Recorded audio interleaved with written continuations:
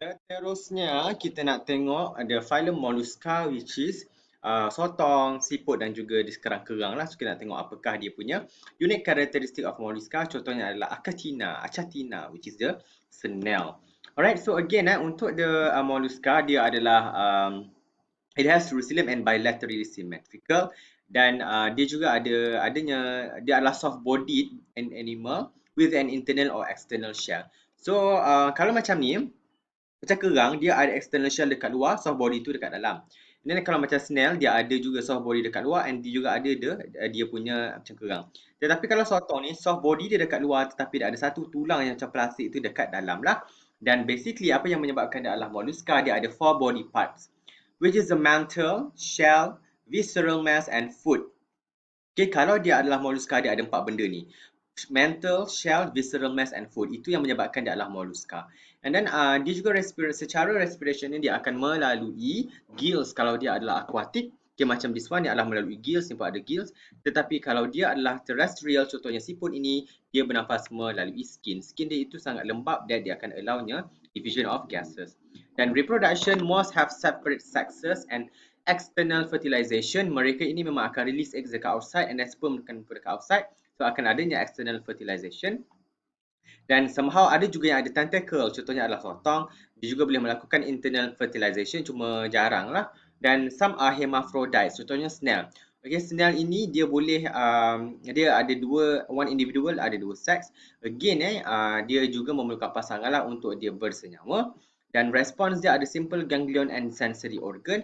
That's why dia juga adalah actually advanced lah. Kita kata advanced maksudnya dia taklah primitif sangat sebab ada sensory organ berbanding dengan porifera dulu dia langsung tidak ada sensory organ. Dan again dia ada cephalization, means that dia adanya well developed brain and sensory organ, contohnya adalah cephalopods, nanti kita akan tengok. Dan dia juga ada circulatory system di mana open circulatory system and closed circulatory system. Excretion dia adalah of course lah dia ada opening disebabkan dia ada mulut dan dia ada anus, so dia adanya digestive system. So bila dia makan adanya undigested food, so dia akan keluar melalui anus lah. Macam kita bila kita makan let's say fiber, dia sayur-sayur tu kan, all the cellulose tu cannot be digested by us. So apa yang berlaku, dia akan keluar lah. Dia akan keluar, that's why kalau awak berak tu dia lincir dia. Sebab cellulose itu dia akan act as a lubricant lah, fiber yang akan allow the movement of the tahi keluar. Okay, dia ada tinja, sorry. And then dia juga ada nephridia. Again, nephridia adalah specialized organ that in secretion. Okay, sama macam the siput pula. The annelida, the cacing, nephrotima. And then juga untuk feeding, dia ada banyak dia punya modes of nutrition. It can be carnivores, only eat the daging, herbivores, filter feeders, detritus feeders and juga parasite. Dia kata detritus ini dia pemakan bangkai lah. Okay. Memang important actually, sangat important sebagai decomposer jugalah. Dia important clear, dia adalah macam sistem pekeliran waste in the world lah. Macam detritus tu benda mati dia pun akan makan. And gastropods contohnya di siput, dan nanti saya akan explain kenapa kita panggil gastropods. Dia akan ada gigi yang ke belakang ni. Dia macam ada lidah ni, okay? Tetapi lidah tu ada bergigi yang kita panggil radula. Siput ni bila dia lalu dekat tanah, basically dia akan scrape dia akan scrape tu macam bukan cangkuk, cedok, dia akan cedok all the rumput dan sebagainya. Dengan ada gigi tu dia ke belakang, so dia akan cedok and then dia akan makan lah, masuk ke dalam dia punya mulut dan melalui dia punya digestion lah, sebab ada radula. Dan apakah dia yang menyebabkan dia mollusca? Again, inilah yang kita katakan empat benda. Adanya shell, adanya kulit, made up of calcium carbonate. Kalau dalam nematoda pula. Kalau dalam arthropoda dia tidak ada shell, tetapi dia ada exoskeleton yang made up of chitin. Tetapi mollusca dia made up of shell, dia made up of calcium carbonate. That's why dia keras dan secreted by glands in the mantle. Mantle tu pula apa? Dan mantle tu adalah satu structure full of tissues yang drapes over the visceral mass, dan basically dia adalah yang belakang ni lah. Dia adalah struktur yang betul-betul di bawah shell.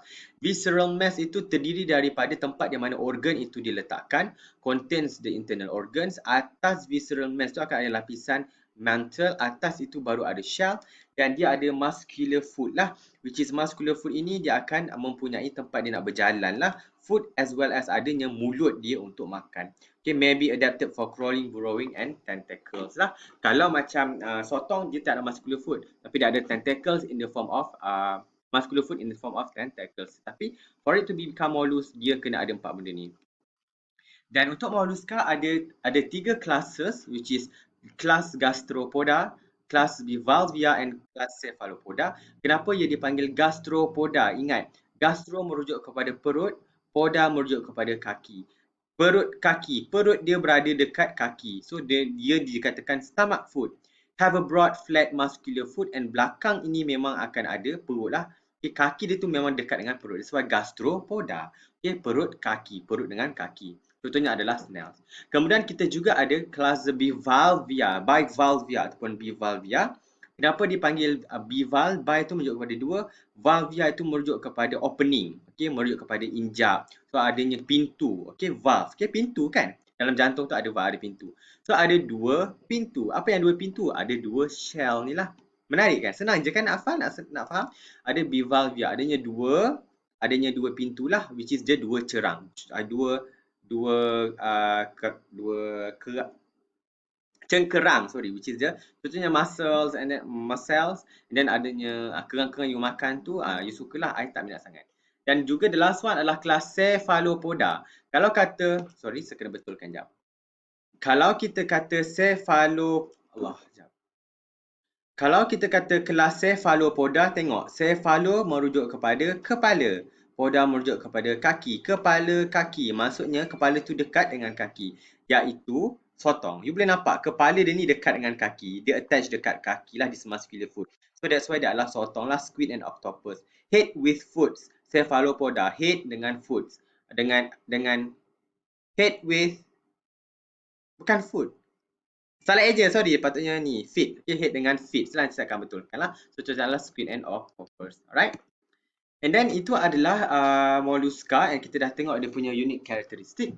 Now kita nak tengok dia phylum yang seterusnya, iaitu phylum Echinodermata. Yang ini adalah tapak Sulaiman, dan contohnya adalah kelas Asteroidia. Dan kita nak tengok apakah yang actually almost lah menyamakan dia dengan kita. So basically dia are more advanced than all those animals that we have covered. So kita nak tengoklah Echinodermata, tapak Sulaiman. Contohnya adalah Asterias from Asteroidia. Okay, untuk Untuk the Echinodermata, dia untuk in term of gaseous exchange ada banyak gills lah. Dia memang dah ada start ada insang, cuma kita tak nampak. Maybe you boleh, kalau you belah ke you look under microscope, you boleh nampak. Kalau you ambil marine biology, you memang akan study this one lah. It's extremely complex. Okay, good luck to you. Untuk reproduction, sexes are separate, and bila kata sexes are separate, dan dia ada jantan, ada betina lah, dan disebabkan dia hidup di dalam air, dia tidak, cara dia berfertilization adalah gametes tu dia akan release dalam air. So dia akan release sperm lah, okay? Dia akan release sperm, dia akan release eggs. Sekiranya bertemu maka ada fertilization. Dan you kena faham, disebabkan air itu adalah sangat-sangat ada aliran, ada arus dan sebagainya, berkemungkinan kalau sperm tu sikit, memang untuk the chances for the fertilization itu berlaku sangat-sangat rendah. Sebab open water kan. Jadi apa yang berlaku adalah, what happen is that this starfish ini dia akan menghasilkan banyak, okay? Dia akan menghasilkan large number of gametes, okay? Dia akan menghasilkan banyak sperm and ovum. After that dia akan release dekat luar. Untuk apa? Untuk increase, to compensate the low probability of successful fertilization. Kalau dia menghasilkan sikit sperm, yang sikit sperm tu tak berenang pun dekat telur, tu macam mana dia nak fertilization? So caranya adalah untuk mengurangkan, reducing this problem, okay, dia akan release banyak sperm dekat dalam air itu. Dan kadang-kadang kalau you terminum, you boleh terminum actually sperm ni lah, tapak Sulaiman ni, GG. And then untuk menghasilkan gamete itu dia kena ada large gonad. Dia juga ada central nervous system, dia ada nervous system di mana consists of central nerve ring. Tengah ni akan ada nerve ring, and then after that dia akan adanya nerve tu dia akan branches lah dekat dia punya tangan lah. So basically dia akan feel pain, kan? Feel pain, dan tetapi dia tidak ada brain lah.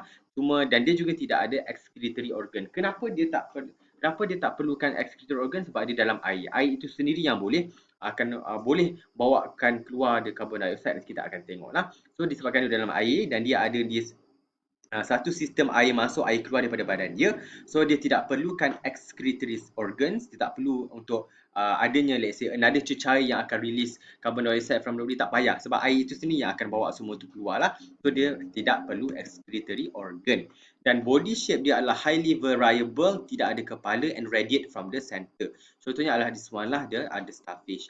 And dia juga ada spiny skin that is cover the endoskeleton yang kita panggil calciferous plate made up of calcium carbonate. Okay, dia macam mollusca, dia tidak ada shell, cuma dia ada skin dia tu agak ni lah, dia akan agak keras sikit yang dipanggil calciferous plate. Dan ini yang kita katakan dia ada water vascular system. Sistem inilah yang akan allow it untuk akan membenarkan dia bergerak, dan dia juga akan allow respiration dan juga excretion. Basically nanti saya akan tunjuk macam mana air tu masuk dalam badan dia, air juga akan keluar. Bila air masuk dan air keluar, air itu sendiri dia akan menggerakkan dia tapak Sulaiman, dan sepanjang dia bergerak, dia juga akan bawa lah oksigen pass to the tissues, and then dia akan bawa keluar juga carbon dioxide daripada dia from the tapak Sulaiman. So water itu sangat penting. This water vascular system hanya ada pada Echinodermata. Itu adalah dia punya one of the major unique characteristics. Dan water circulation system important untuk pergerakan, nutrition and juga respiration. Bila air masuk, dia akan bawa lah let's say plankton ke apa yang dia boleh makan, dan daripada situ dia juga akan obtain the nutrient. Okay, endoskeleton. Okay, dia ada macam tulang lah. Macam kita pun ada endoskeleton, which is the tulang. Tetapi dia tidak ada tulang lah. Dia ada calcareous plates yang dipanggil ossicles. Okay, sea urchins pula kita akan tengok nanti. Sea urchin ni apa? Landak laut ke apa? Dia juga ada ossicle that are fused to form rigid skeletal shell. And then sea cucumber dia ada calcareous plate, cuma dia dah yang penting dia ada this calcareous plates. Okay, semua akan ada calcareous plate. Cuma bentuk dia itu yang akan berbeza lah di dalam, tak kisahlah dalam tapak Sulaiman, dalam landak laut ataupun di dalam gamat sea cucumbers. Dalam gamat tu lembik, okay, tapi dia still ada calcareous plate ni. Cuma calcareous plate tu dia dah degenerate and buried in the fleshy body. Dia lembik tetapi dia actually ada traces of calcareous plate. Tetapi setiap Echinodermata itu ada calcareous plate lah. Okay, ni you boleh baca. Dan untuk water vascular system ni extra info, yang ni you boleh baca sini, tetapi yang saya nak tunjukkan adalah air akan masuk. Okay, basically air akan masuk, water akan masuk through the madre poride. Air akan masuk, kemudian air akan pergi ke tengah, kemudian air akan pergi melalui all this system, and then daripada sini air akan memenuhi, air akan keluar ikut ampulla and foot. Bila air masuk, basically this feet akan penuh lah dengan air. Jadi dia boleh bergerak like that. And then apa yang cara dia bergerak adalah bila air masuk akan ada podium ini. Podium inilah tempat dia melekat dan barulah tapak Sulaiman itu bergerak. Susah je awak nak nampak tapak Sulaiman itu bergerak dekat atas darat melainkan a certain species sahajalah. But kebanyakannya memang akan bergerak di dalam air. Bila air masuk sini, dia akan macam pump lah this ampulla, dan ampulla akan penuh dan akan allownya podium itu untuk bergerak. So you boleh nampak podium ini akan bergerak sebabkan apa? Dalam tapak Sulaiman ni actually dipenuhi dengan air. Kemudian air akan keluar lah. Okay. Bila air akan keluar, dia akan let's say muscle akan relax. Bila adanya air akan masuk, so akan adanya constriction of muscle dan sebagainya lah. So dia akan allow actually this tapak Sulaiman untuk bergerak. Sebab apa? Dia ada this tube feed. Okay, adanya water vascular system yang akan connect dengan this tube feed lah. Tube feed ni terdiri daripada ampulla dan juga podium. Podium tu adalah kaki. Ampulla itu adalah tempat di mana air akan masuk lah. Alright. So dia akan contract and then dia akan bergerak. But then you don't have to know this into more detail. I just beritahulah dia ada water vascular system that allows for feeding, pergerakan dan juga adanya excretion lah. Alright. Ini adalah dia punya podium. Okay, dia gambar rajah. Madre poride, air masuk akan memenuhi all this. Dan bila air masuk, so ni akan penuh, ni akan penuh. So dia akan allownya, this one macam gemuk sikit lah. Dia akan memenuhi. So dia boleh bergerak lah podium itu. Okay, so dia akan bergerak ke hadapan dan sebagainya.